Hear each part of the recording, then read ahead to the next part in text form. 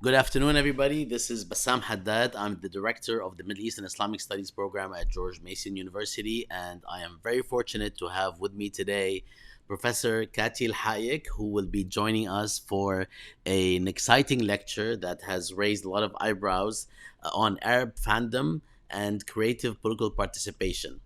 The case of Game of Thrones. I am very delighted to share that this is a fantastic project that I had access to actually, and very excited that we are featuring it here at the MEIS program.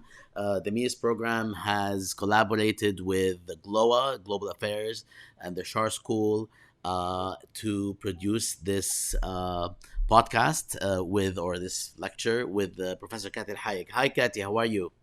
Hi, Bassam. How are you? Thank you so much for organizing this and for the invitation. I'm so happy and excited to share my work with you. I am really excited that you are here. I'm sorry we cannot be in the same place, but hopefully the time will come where a lot of this will end and we will be able to be together in person. I will say a little bit about Professor Al-Hayek. Dr. Katty Al-Hayek is an assistant professor in the School of Professional Communication at Ryerson University, uh, which is being renamed as we speak, in Toronto, Canada. Al-Hayek's research centers around themes of marginality, media, audiences, gender, intersectionality, and displacement in a transitional or transnational context. Al-Hayek completed her Ph.D. in communication at the University of Massachusetts Amherst in the United States with a graduate certificate in Advanced Feminist Studies. Her publications include articles in the International Journal of Communication, Feminist Media Studies, Gender, Technology and Development, and Participations, Journal of Audience and Reception Studies.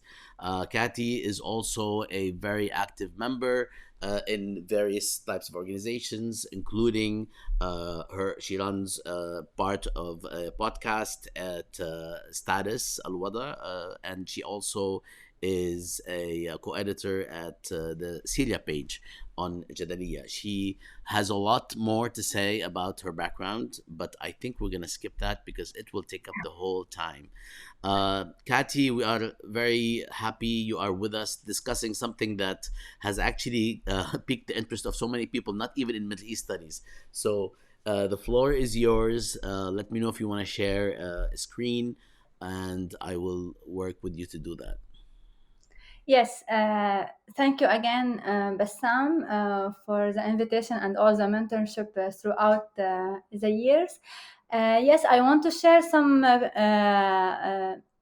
visuals and slides to make things easier. Um, does it work? Yeah. Can you see? Yes.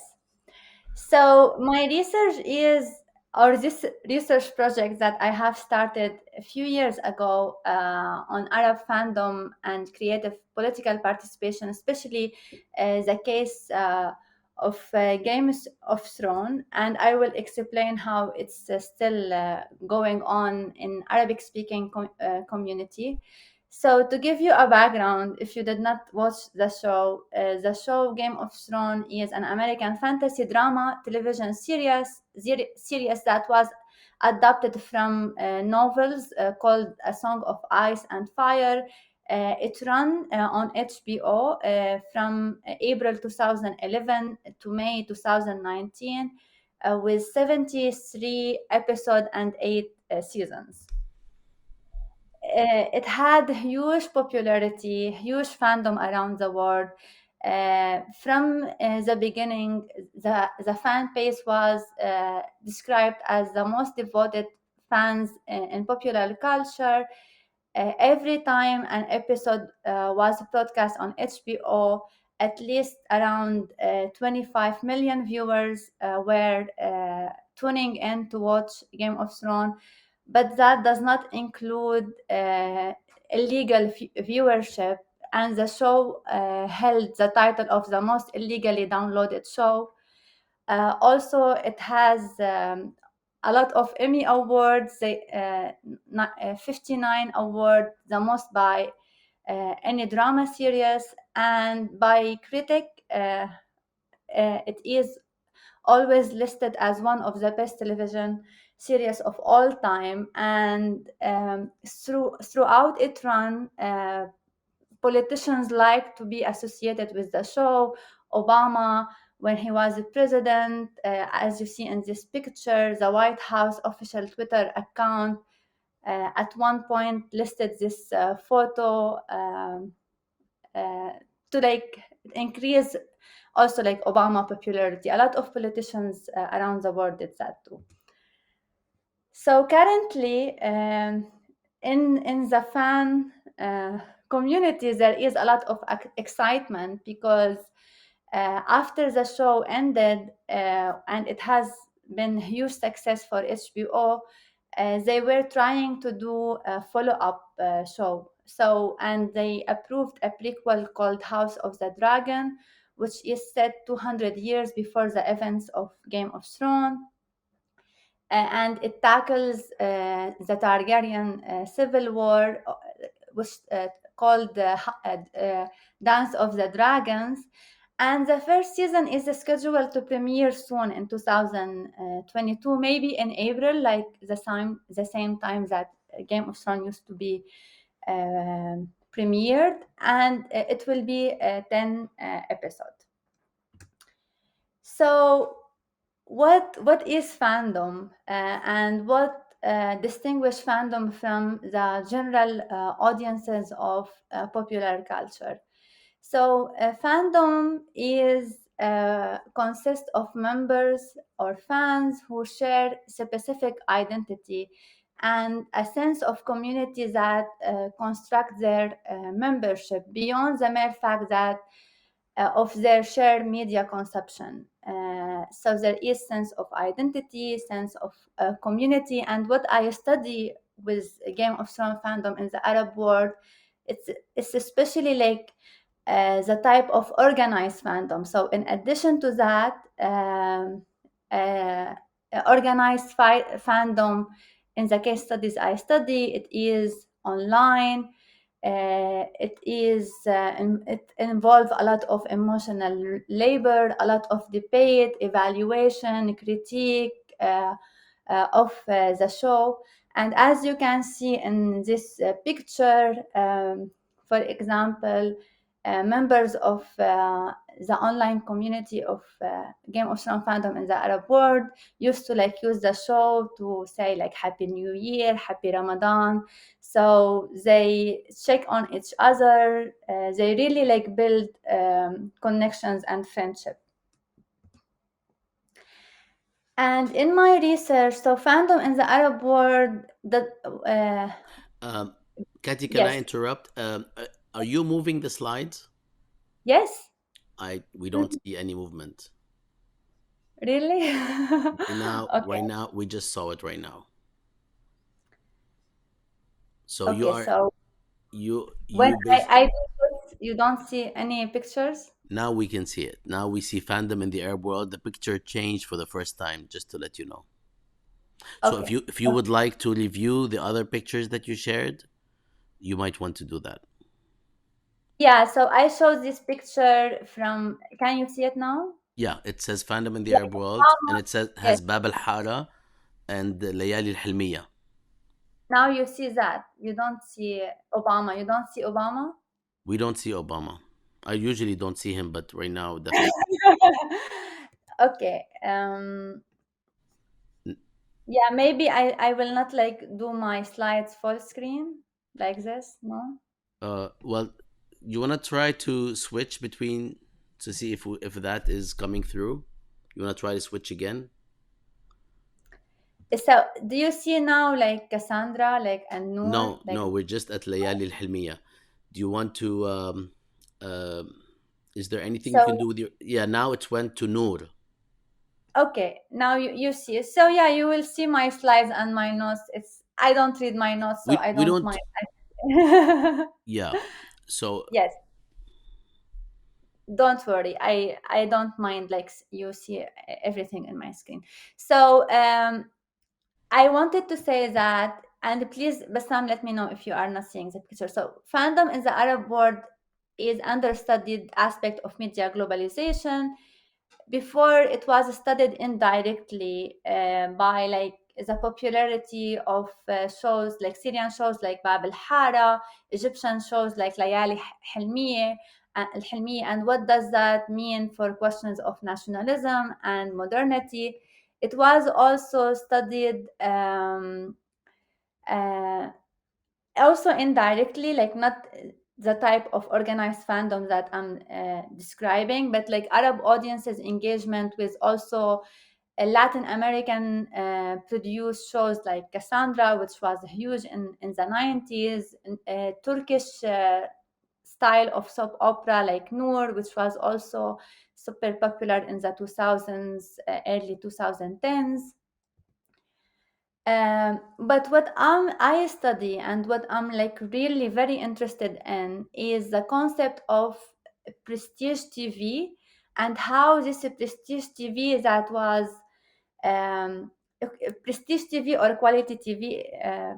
Scholars use these two terms.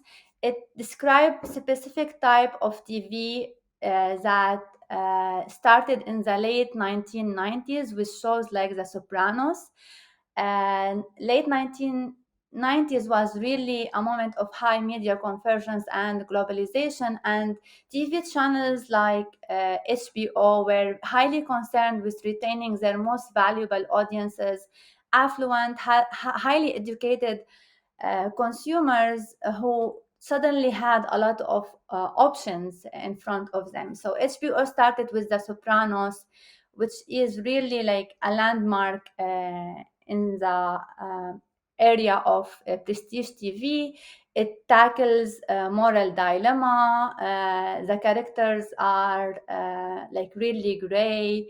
There are questions of ethics in regard to the experiences of people we watch, and also the experiences of us as audiences. Do we like relate to the anti-hero character or not? What does that tell about us? So in this context, uh, uh, Game of Thrones also was produced, and the intended audience were this type of class, especially in the United States and in Western, like affluent country, highly educated, more affluent, tech savvy type of audiences. So in this context, I came to the United States and started to watch Game of Thrones to like give you um, some insights into my method. So for this research, I did interviews, online observation, and textual analysis. But it's important to say that I am a fan of the show and of Prestige TV in general.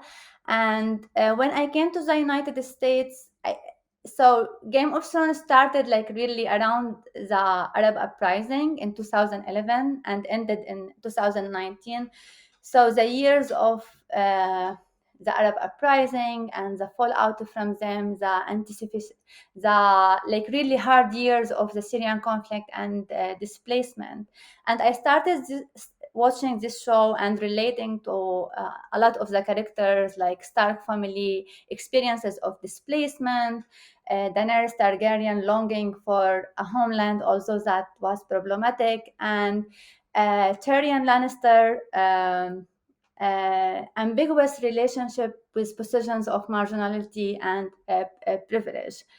And I was following American fans community, but I really like did not find myself. Then I was amazed to find that there is Arabic speaking fans community online, especially on Facebook, and they are mainly based in Arabic speaking country in Egypt, in the Gulf, in Tunisia, in Palestine. So I started to join this online pages, and I was amazed by the huge popularity of the show in the Arab region. So I started to study this page, Game of Thrones official Arabic page, which had over 240,000 followers. But it's not just this page. there were a lot of pages Game of Thrones Arab fan with like over 300,000 member. There is Game of Thrones Arab fan club with also over 240,000 member. There is Game of Thrones fans Syria, so there is also like some regional fan page like the one in for Syrian fans and the one for Iraqi fans. So a lot of popularity. And now in the time of the pandemic, and because I'm saying for organized fandom the sense of community and the sense of identity is very important, and fans really after the show ended in 2019 they had like a sense of loss and um, boredom and their identity, like what we will do, the show ended all our like series, so they continue currently their fandom for Game of Thrones and speculating about the novels, but also now there is uh, new pages House of the Dragon Arab fans. So in this page, which has over 300,000 member, they kind of discuss their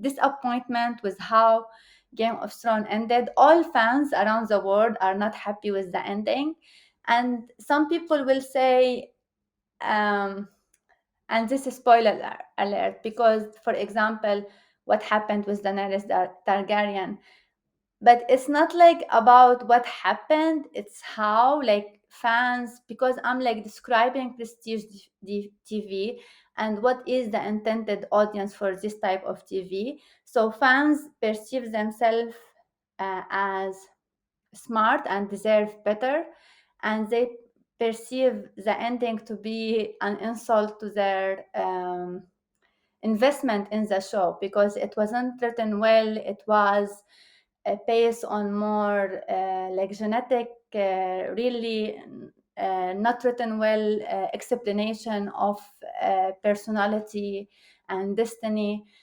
So there is a lot of disappointment that they express, but also excitement about House of the Dragon, and that it will be like better, it will give them back their like more fancy days of fandom when the show was written well and up to their standard. So based on this context, in my research, I'm interested in this central question: how Arab fan community negotiates constantly the boundaries among being fans, media producers, and consumers of a show that features an overwhelmingly white cast that is oriented in its production toward a Western audience and that makes broad use of Orientalist tropes. So I found that through something in media studies we call emotional realism and hybridity. These two concepts were very useful theoretical tool for me to explain Arab fans' experiences with their fandom of American prestige TV. Emotional. So this is like actually direct quote from the administrators of one of the Facebook fan pages that I communicated with them, and they wrote me a letter, like 15-page letter with answers about their experiences with their fandom. So they say, for example, about the main reason for Game of Thrones success and fandom in the Arab world, according to them, is that the themes it tackles, like religion, family, honor, marriage, sex, and blood, are essential elements in our society. We see them around us. The characters bear a resemblance to us and what is around us. So, emotional realism is very useful here, because this concept, which described in the 80s, um, international audience experiences with American show called Dallas. So international audiences of that show did not find the show to be empirically correct to upper class people in Texas. Rather, they found it emotionally correct to the international audience's experiences of these larger questions of morality, of love, of revenge, of loss. So it's the same in this context. Arab fans find the show tackles themes that is emotionally true to their lived experiences. So through hybridity, as you can see in this show, they produce sometimes post that ridiculous Sisi, the current president of Egypt since 2014, comparing him to Daenerys. Um, while Daenerys, it was welcomed as a savior. In fact, we discovered that she's a dictator. So this post play on that. Another example of emotional realism and hybridity is how, for example, in this picture, Jon Snow, very popular character in the show, is facing four horses, and Arab fans wrote the مواطن المصري ولكنكم تحبون جون سنو, which they mean that the Egyptian citizen is facing this four crisis that is written in Arabic. Um, Inflation, higher gas prices, sugar crisis, and electricity also increasing expensive bills. Other example, especially when I started doing this research with the rise of Trump, and it was actually, for me, it was the reason that I went to Fandom and I went to do this research, because my original research was on Syrian refugees and gender. And with the rise of Trump, I was like, I really cannot do this research anymore. I needed an emotional break. So I started, while I was watching TV and engaging with the fan community, I started to think about this research project. And here you can see also, with the rise of Trump and when he won the election, fan community also engaged with him. They called him the mad president, which is also um, uh, a character in playing on a character in Game of Thrones, the Mad King, Daenerys Targaryen father. So they are calling him like that, and also playing on Hillary Clinton, that she should call for a trial by compact, which also something that happens in Game of Thrones. Also, they used this occasion to more mock America, and using also some scenes from the show. So Donald Trump, in Arabic, it's written a president for the United States. Then there is a character from Game of Thrones saying shame, shame, shame. If you watch the show, you know what what I mean and why this is clever. But while fandom in general is a combination, as Henry Jenkins say, is a combination of fascination and frustration. So fans and the pleasure and entertainment is the main purpose of fandom. So they celebrate a Game of Thrones pleasurable writing, acting, cinematography, and consider it highest quality. But also because they are from the Arabic speaking region, they are frustrated with the whiteness and Eurocentrism of Game of Thrones. And how I saw that they negotiate these racial differences with the show, that they insert beloved local television characters in their hybrid post to represent them. For example, as you can see in the right, in this slide, in imagined conversation with George R. R. Martin. So Here, a Saidi guy represent like the Arab fan is in imagined conversation with George Martin, and the Arab fan is complaining like, why you are killing all my favorite characters.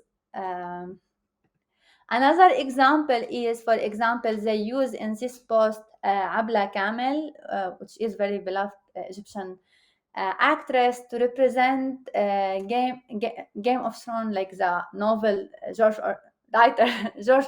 So she represents George R. Martin wife in this imagined conversation also with George R. Martin. So I found that Arya is a favorite character for a lot of the fans, especially the admins of the online community that I studied. And in this post, Abla Kamel, as the imagined wife of George R. Martin, she's threatening him to not kill Arya, or he will sleep on the couch. And if you are also a devoted fan, you know that this story actually true, and there were a news report that George R. Martin wife said that Arya is off the table and he will not like kill her because she will divorce him. So that's also like part of my argument that Arab fans of this show, of the larger prestige TV phenomena, they are insider to like what happening in this entertainment industry, in the background, in the whole context of even like the tiny detail and tiny jokes around this TV show. And now with this recent post, also like the idea that I talked is fandom is a combination of fascination and frustration. So you like now find a lot of posts that, for example, they use also Adil Imam a lot in their post, and in this photo they are complaining that the show was great, but like the ending was was was subpar. Another idea that I wanted to share, that I also think about it in my research, uh, that everything is happening with the fandom world is happening, especially in the Arab world, on Facebook, which is a problematic platform. As we know, it has both bad politics. It's really an empire extracting personal and private data. So I also think about uh, fan labor as effective labor in the larger context of effective economies. And although I ask fans if they like make profit because they are very popular, their pages had over 100,000 followers, and they said that they were approached, so the admins were approached by some companies for like ad for profit, but they are not motivated by profit to do what they do. And going back to who is the intended audience of prestige TV, and that it like really target a class of tech savvy, highly educated audiences. So everyone I talked with already has a well-paying job, for example, as engineers, as computer scientists. So and they do that in addition to their job. So they do a lot of emotional labor for, because they seek pleasure and entertainment and this global identity of belonging to this global fandom. So they don't do it for a profit. And this direct quote say that from the admins, learning and sharing are our biggest motivation. The more people follow our page and engage with it, the more we feel content about what we do, and the more we look for something new and beneficial for our followers. Our love for this series increases our passion and motivation for knowing its history and all related information. We do not want our research and the information we gather to be wasted. Thus, this online community provides a forum for our collective efforts in which we share what we learned with our followers. So it's more for entertainment, for sharing, building community, and sense of collective identity. But still, as some critical political economy of communication scholars say, fandom also contribute to this platform and effective platform economy and effective economy. So fans who are engaged audiences like the ones that I'm describing provide free labor to companies like HBO and Facebook by contributing to making shows like Game of Thrones interesting for their followers. So they are doing the marketing rules on behalf of this company, and by creating a new commodity of content and feedback. So they are playing also the producer rules. So they are they are consuming the show, they are marketing the show, and they are also producing new materials that contribute to the popularity of the show. But that does not minimize their labor or their. I'm like saying more this like as critical questions that raise questions about how we can understand the larger political economy of communication structure in which they operate. But I totally like respect what also like they do. So if you want to learn more about this research, I already published some of it in the International Journal of Communication, and I'm currently working more on expanding it with the rising fandom of the upcoming prequel House of the Dragon.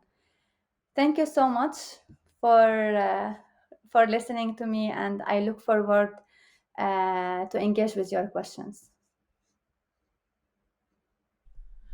Thank you, Katty. Let me get this out of the way.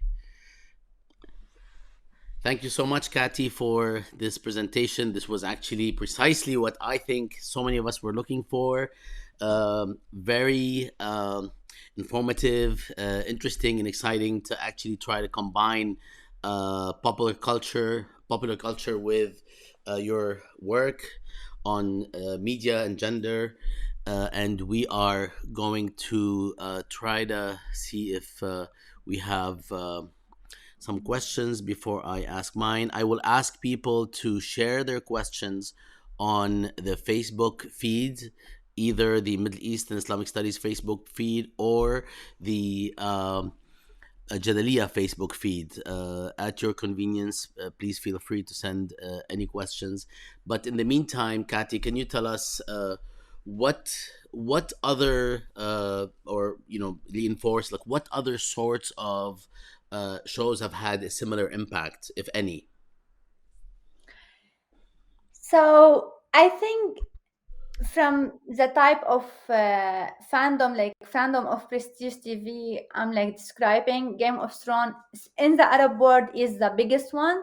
But recently, actually, since 2019, I started to see rising fandom. So, for example, Friends is very popular. It has been very popular since the 90s around the world, and now I'm like seeing a new generation of Arab fans engaging with the show. But I will not like describe Friends as prestige TV, but like other type of American entertainment TV shows that are very popular. But in relation to prestige TV and Game of Thrones, so the fans themselves are very fond of shows like Breaking Bad, like the Sopranos. I did not see that much like fandom, but Breaking Bad is also like very popular. There is also fandom of shows like Lost. And I tried to join, for example, the fan community of Lost, and they like ask you really detailed questions. So it's like really for people who like watch the show and understand its complexity. Other than this shows, yeah, Friends and Lost and Breaking Bad. This ones I really observe. Interesting to learn more about their popularity. Thank you, Katty. My other question is, how do I switch over from my field to yours? No, it's Yeah. okay. Communication and media studies is the best field. Join us. Ahlan. Okay, we have a question from Fuad was here. Wow, interesting last name. Thank you, Dr. Alhayek. Did you do any research on how Arab audiences reached to the arguably harmful representations of the Dothraki, a nomadic, vaguely North African Middle Eastern people?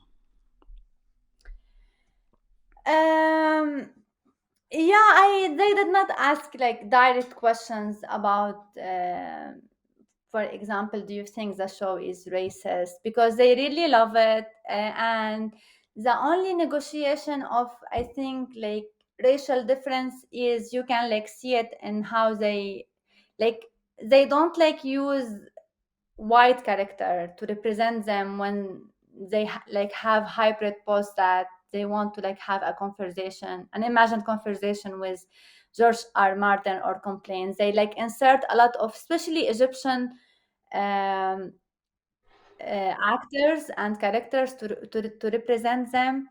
But I never saw that they like they're not critical in that sense that they will say like we're upset that this show is like racist, they why we are represented, or like Middle Eastern equals Dosraki.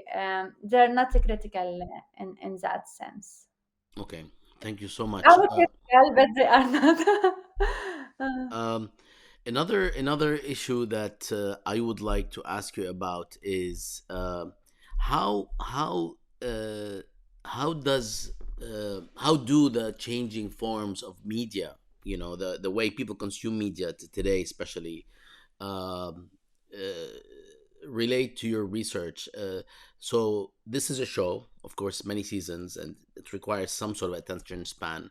But what about the sorts of smaller tidbits from TikTok to otherwise, and their impact in the region? And this is slightly off topic, but it is something that a lot of people would be concerned or interested in terms of are there is the our audiences in the region keeping pace, of course, with these sorts of new platforms?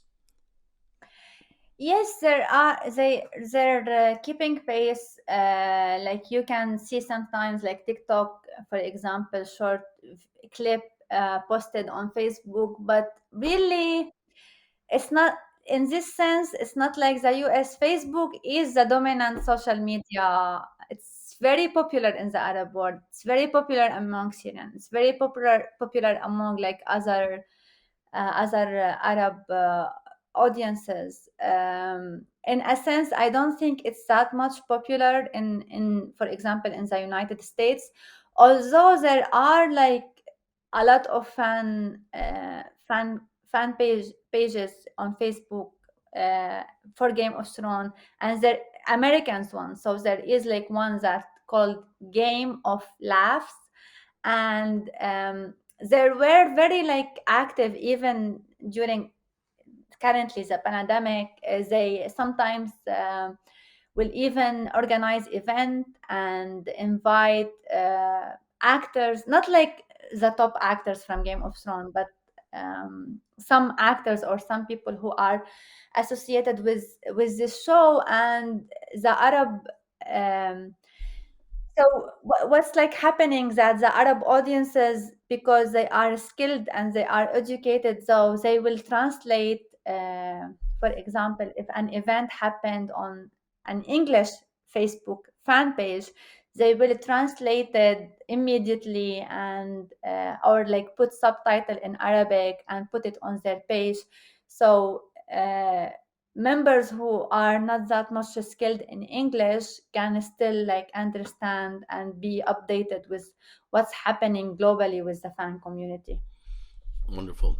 And how do you see these types of shows develop in the future in terms of the question of political participation? Do you see particular directions, paths, potentials, and do you see any sort of potential of government reprisal if these shows are affecting political participation in new ways?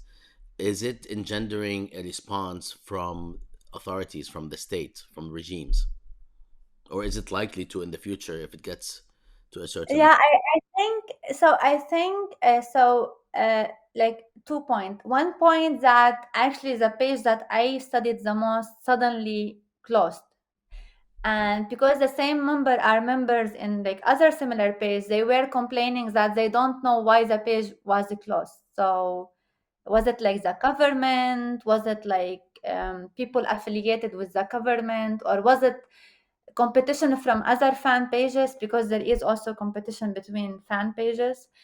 Um, so yes, and they try to like avoid politics.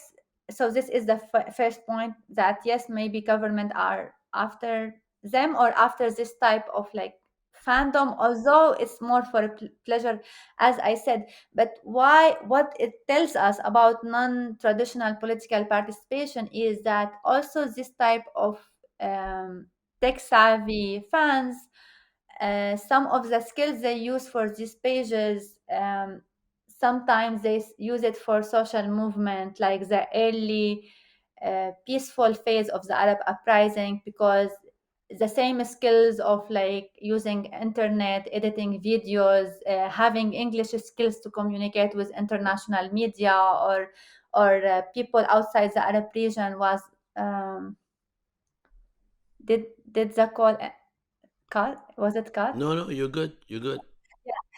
So it I'm was just also, switching cameras. yes. So sorry, because I thought I, so I mean like the same skills of like using the technology for entertainment or fandom, sometimes also used for peaceful social movement and communication with international journalists and audiences. But I will say that the whole region is, there is a big sense of loss and frustration, and this fan page still like show you that people are critical, people are not happy with their political situation, but the margins of what they can do, I think now in comparison with 2010 and 2011 is very limited. So they use fandom sometimes to like express their non-traditional political participation by this like coded post and participation. Thank you so much, Katty. Are there anything? Is there anything that we should look out for going forward? For instance, if something similar to Game of Thrones, as you suggest, these things are being hatched probably because of the success. What should we, as educators, analysts, researchers, what should we be looking for in terms of those sorts of shows to see if or the extent to which they might actually attract that a similar kind of fandom? Is there like a formula, if you will, that you might connect with the Middle East? And is this formula similar? Like, I would be so interested, and you probably have some of these conversations to see if people in Latin America, for various countries in Latin America, have developed a similar sort of response, and why are there variations across regions? I mean, this is something that again uh, could could be based on what these regions or countries are going through. I understand, for instance, the show Dune or something. There's something that people connect with the region. Something about it has to do with colonialism and power and so on. So, what should we be looking for, or is it should we just enjoy things for? And I hope I can only enjoy. I enjoy them, but like I watch them and I have like all my critical thoughts. So actually doing like Game of Thrones, we can use it like if you teach Middle East politics or anything relating to the Middle East, you can use this show to engage with your students with the questions of like politics and power, Orientalism.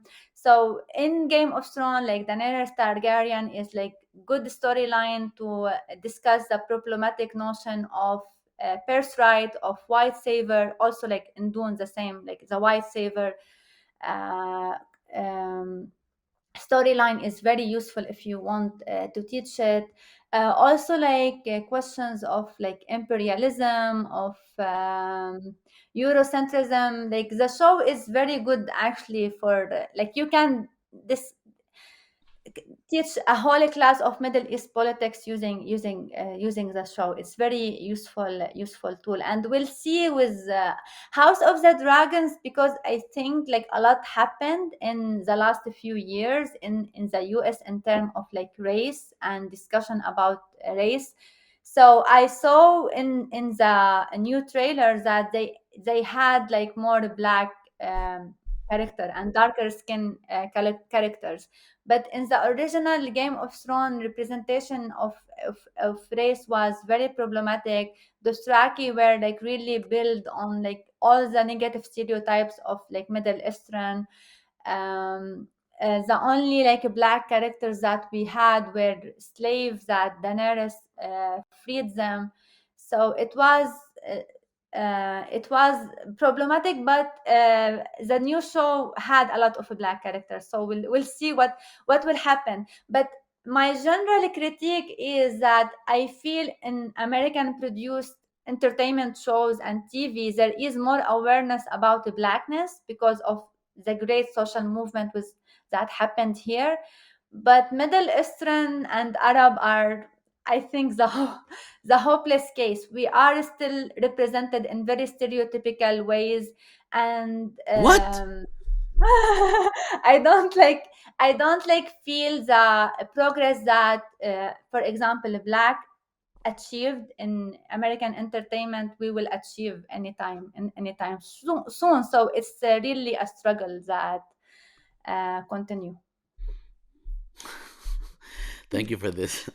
I didn't see anything. Even the Egyptian Arab American Rami show, it's also play actually, in my opinion, a stereotypical notion of what is Middle Eastern uh, Let guy. me see. Let me see if. Thank you, Katty. Let me see if there are any other comments, because some of the things I shared with you also, I got some notes on them. Okay, well, um, is there anything else that you would like to wrap up with, something that relates to your main thesis, and perhaps what your future plans are? I know I'm not going to share a lot of personal things because I know about your journey with Basil, your partner. But now that you are settled in North America, and you're at a fine school and you're doing your research at more ease than prior, where might you be headed, and how might it relate to this topic that you shared with us today? So another question that I'm thinking about, because I also like do research in the Syrian context and with like Syrian entertainment and drama industry. So I also am thinking about what does sometimes like a type of prestige TV like means in local context, because Syrian drama in the local context, although like the show sorry, like the war and conflict and the fallout of the Syrian uprising complicates the drama industry, but there was also sense of like kind of a prestige TV because Syrian drama was perceived as like better than Egyptian, better like the best quality in the Arab world, and Syrian audiences who like watch specific type of Syrian drama watch it because it is better quality than the other available drama in the Arab region. So I'm trying also to think how can we understand prestige TV in like local context, not like just globally from like the US to like Arab audiences. But within the Arab audience, the Arab region, do we have a type of prestige TV, especially in the Syrian case? What is it, and how like audiences perceive it?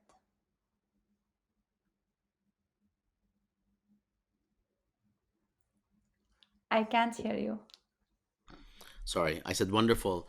You said something about the Syrian drama series are taking the mantle from the Egyptian drama, which used to sort of dominate in the 70s, 80s, and 90s, and perhaps a little beyond. Um, is there are you we aware of are you aware of a competitor, a future competitor within the region to take the mantle after Syria? Is do we How much access do people have in the Levant, for instance, in Egypt, to North African cities, which we don't hear very much about? I mean, we blame people who are, who say things about the Middle East or of not knowing the Middle East, but a lot of Arabs from different subregions actually don't know as much sometimes about others. Is Syria likely to keep that sort of mantle for now in terms of the production of drama series, So despite now all?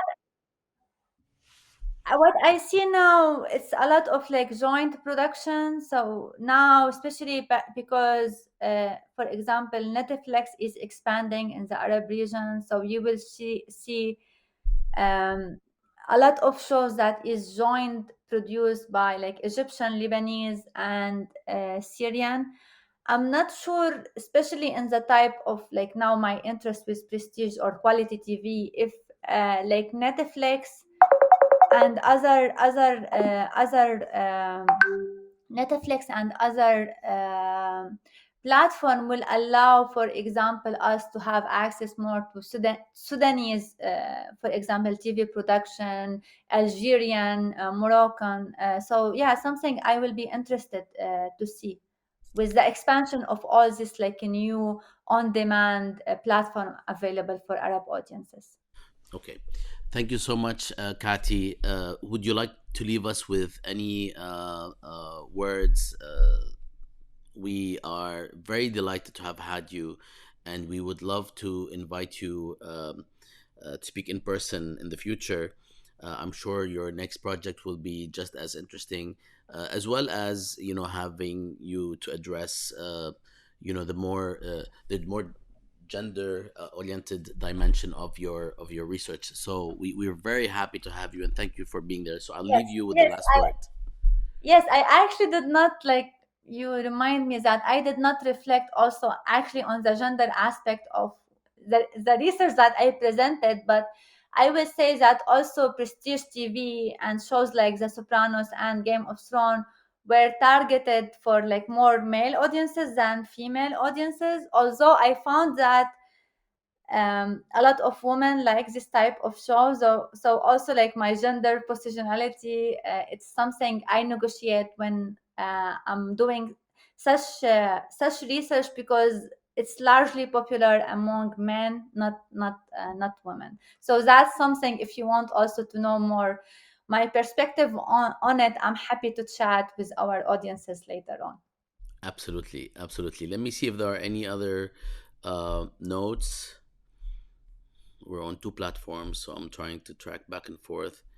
Um, all right. Well, we will definitely have you back to have a conversation. And I think when you are able to visit us in person, we would love to have a closed workshop with some of our students across, George Mason, but specifically those interested in the Middle East. So thank you so much again, Kathy, and have a wonderful day. I really appreciate you joining us today. I really had great time sharing my research with you, and I look forward to have future conversation. And I welcome any questions from George Mason University, from the whole community and أهلا students. أهلا Kati, and this has been Bassam Haddad. I am the director of the Middle East and Islamic Studies program at George Mason, and we have a few other actually shows coming up for you.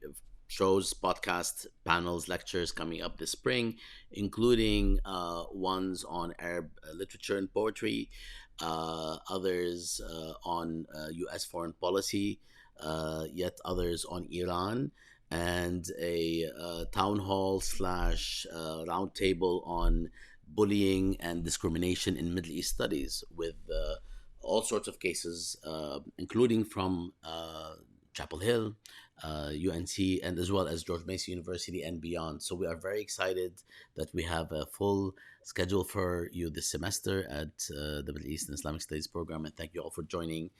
And goodbye. Salam.